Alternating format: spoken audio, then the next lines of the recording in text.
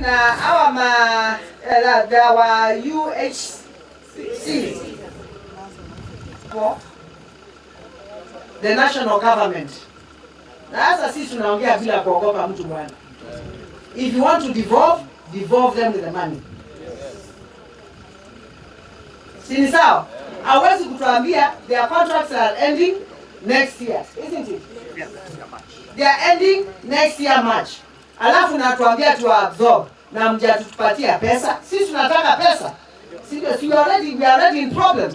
They are our children, we love them. And by then they worked. Even when the doctors were on strike, they worked. Walinishikilia. Na mimi nawapigania pesa yao iteremke.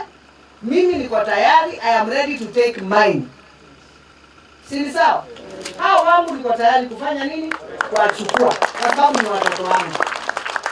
Lakini pesa lazima ifanye nini? Iteremshwe. Kama ni health yote inafanywa na counties. Si ndio? Ikuje ile pesa iko supposed kwenda kuja devolution, ikuje devolution kwa sababu maisha sasa inaendelea kuwa ngumu for everybody.